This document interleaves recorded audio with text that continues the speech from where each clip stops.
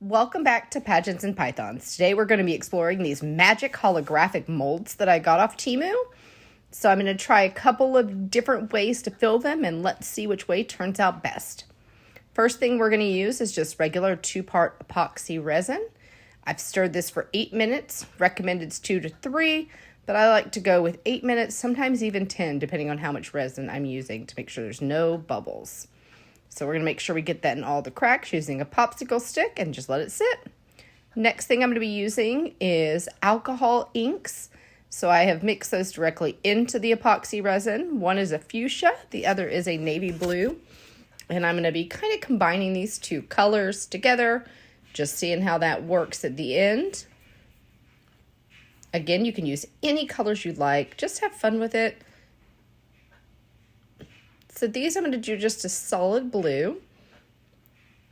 And then this is one of my favorite things. This is a color changing mica paint that's been mixed in. So it's going to have color change and iridescence, which I think is going to be really, really cool. On my next mold, I'm going to use a combo of two things. I'm going to use a white pigment paste that I've mixed with epoxy resin. Then I'm also going to pour in those alcohol inks as well. I won't quite get a bloom, but let's just see how it turns out.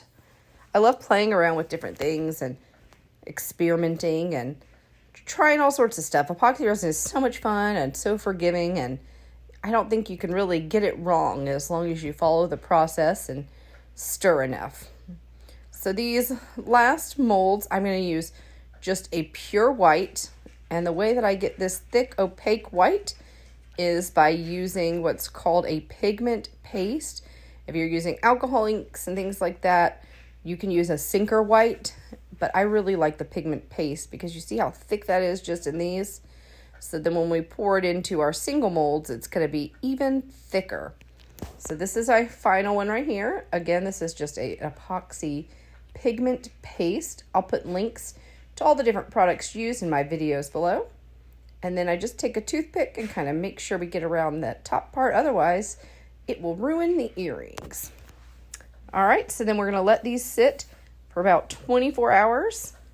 And then voila. So let's try this one first. That's my daughter. She loves tapping. First one is going to be this crystal clear. And you can see this mold is absolute magic. I didn't put anything in there other than clear, and it gives such a cool holographic effect. I love these molds and really can't understand how they do what they do, but they're brilliant. All right, next let's try maybe one of these marbled effects. So the marbled effects comes out really cool too. If you see it, this is called a sunburst, but there's all sorts of different holographic molds that you can get. So this one is the color changing mica paints. And then let's go with the pure white. It doesn't show up quite as much as some of the other ones, but I still really like it. And then let's pull out some of these ones I did with the alcohol ink mixed with the 2-part epoxy resin. So that's kind of super cool sunburst effect on that one too. So these are going to make some really, really, really pretty earrings, I think. So in the comments below, if you can maybe let me know which one's your favorite and let me know what you want me to experiment with next. Like and subscribe.